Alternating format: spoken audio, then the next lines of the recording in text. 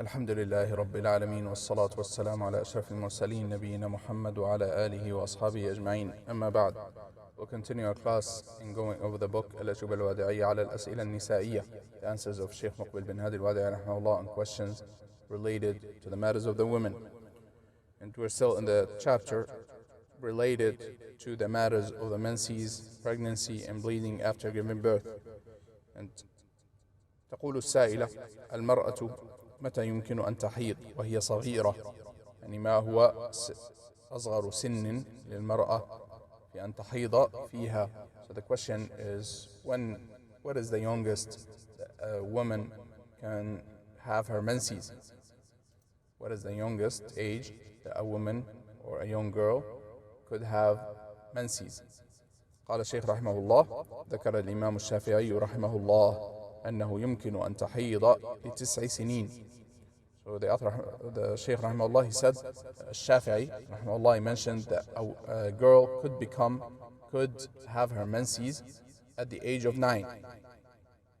قال الشافعي رحمه الله: وأكثر النساء اللاتي يحضن مبكرات نساء التهائم مثل نساء مكة ونساء الحديدة وجدة ما أشبه ذلك. نعم. So he mentioned 9 years old. Wallahu alam. And perhaps he meant areas where it is warm areas. Women could have their menses earlier based on the area and the climate in the area. Wallahu alam. ويقول الشافعي رحمه الله، وهذا مذكور في مجموع النووي، يقول وهو مشهور عن الإمام الشافعي رحمه الله. So النووي رحمه الله, he mentioned that الإمام الشافعي رحمه الله, he said: رأيت جدة ابنة 21 سنة. He said that he met a grandmother who was 21 years old. وهي جدة. هذا أيضا لا ينكر. She is a grandmother. And this is something that is not, it's strange, but it's not something that could not happen or is impossible. قال: فقد رأيت في كتاب العقم للرجال والنساء أنه يمكن أن تحيض البنت ل8 سنين. الشيخ رحمه الله, he said that he read in one book that in more like a medical type book, that a woman or a girl could have her menses at the age of 8. أما الكبيرة فهن يختلفن فربما بعضهن يحضن إلى آخر أعمارهن. المهم أن النساء يختلفن في الصغر وفي الكبر. And he said, as for the last age, or the oldest that a woman could have her menses, he said women are different. Some of them continue to have regular menses until they die, until they reach old age and they die, meaning they don't become menopausal and their menses does not stop. So women are different. Each woman is different than another in regards to that. وتقول سائلة: إذا انقطع الدم عن المرأة ثم مكثت المرأة يوما أو يومين تصلي ثم رأت الدم، هل هذا الدم من الحيض? So a woman asked, if a woman, her menses, the bleeding of her menses stops, and she starts praying for a day or two, and then she sees the blood again, is this considered a menses or is it a vein? قال: ذلك الدم إن كان في وقت العادة فهو يعتبر حيضا، عليها أن تقضي ما صامته إذا صامت قبله، وإن لم يكن في وقت العادة فلا يعتبر. So he said this blood, if it is during the time of her menses, then it would be considered from her menses. And if she fasted any days between the time that her first bleeding ended and this second blood that came a day or two later, if she fasted for a day or two or whatever she did, the fasting she has to be made up, because she is considered to be on her menses even during that time when she was seeing no blood. Whereas he said, if this bleeding came outside the days of her normal menses and regular menses, then she considers it to be vain, and she does not consider it to be her menses. وقد مر معنا فيما سبق كلام الشيخ رحمه الله أنه إذا تكرر معها 3 حيض فإنها تعتبر أن حيضتها اختلفت، يعني حتى لو لم يكن في وقت عادتها، هذا الدم الذي أتاها بعد انقطاع الدم بيوم أو يومين، إذا جاءها بعد يوم أو يومين من انقطاع دم حيضتها دم واعتبرته استحاضة، ثم جاءها بعد شهر وكذلك في الشهر الثالث إذا تكرر 3 أشهر على التوالي، فإنها تعتبره جزءا من حيضتها، تعتبر أن حيضتها اختلفت.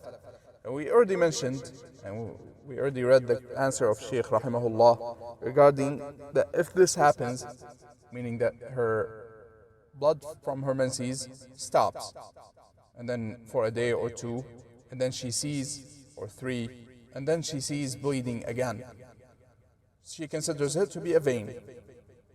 If it's not in the time of her menses, the time and the days of her menses have ended, but she saw blood a couple of days after her menses ended, she considers it to be a vein.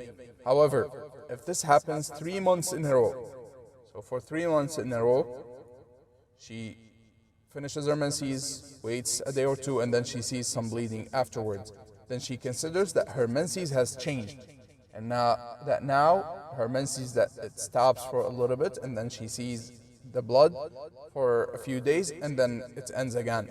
And so she considers all of that time, even the time when she is not seeing any blood, she considers it to be a part of her menses. We already mentioned that in a previous answer. Now, ثم نعم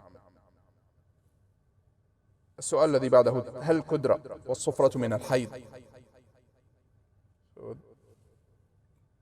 يعني the blood that has light red or yellow color, is it from the blood, is it from the menses? قال الشيخ رحمه الله: كانت النساء يأتين عائشة رضي الله عنها, the women used to come to Aisha, may Allah be pleased with her, ويقولن إنهن يجلسن في مركن حتى ينظرن هل قد انقطع الدم أم لا، فتقول عائشة رضي الله عنها: لا تتعجلن فإنما كنا ما نقطع بالطهر حتى نرى القصة البيضاء، والكدرة والصفرة في زمن الحيض يعتبران حيضا. So Aisha, the women, they used to come and ask her that they look to see if the bleeding has stopped, and Aisha radiallahu anha used to tell them to not hasten and rather wait until they see the white,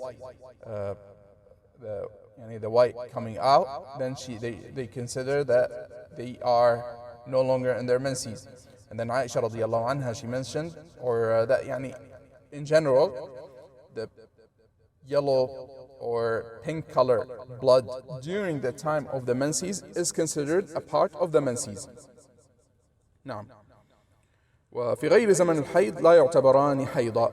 Whereas outside the time of the menses, yellow and pink blood is not considered from the menses if it is not in the time of the menses. عطية رضي الله عنها في صحيح البخاري، وقد بوب الإمام البخاري على هذا أنه إذا كان في زمن الحيض فيعتبر حيضا، وإذا كان في غير زمن الحيض فلا يعتبر حيضا، على أن زيادة بعد الطهر ليست في البخاري ولكنها في غيره من المراجع من كتب السنة، ولفظه: ما كنا نعد الكدرة والصفرة بعد الطهر شيئا. في لفظة بعد الطهر، هذه اللفظة ثابتة عند البخاري ولو لم يخرجها، فقد ترجم بهذا المعنى أنها إذا كانت بعد زمن الحيض لا يعتبران حيضا، وإذا كانت في زمن الحيض فيعتبران حيضا. So in general, the Sheikh rahimahullah went on to discuss the hadith, and the hadith basically states, and he said that it is authentic, rahimahullah, and that the hadith itself is in Sahih al-Bukhari. However, some of the wording is not in Sahih al-Bukhari. However, Imam Bukhari, rahimahullah, he actually used those words as part of the chapter heading. So therefore, he considers them to be correct and valid. The point is, Atiyah, radiyallahu anha, she said that they used to consider the yellow and pink blood at the time of the menses to be a part of the menses, to be blood of the menses. And after the time of the menses, after purity from the menses and the menses ends, they used to consider the pink and yellow blood to be nothing. They used to consider it nothing. meaning that it does not affect their purity and it is not considered a part of their menses. ونكتفي بهذا المقدار وصلى الله وسلم وبارك على نبينا محمد وعلى آله وأصحابه أجمعين.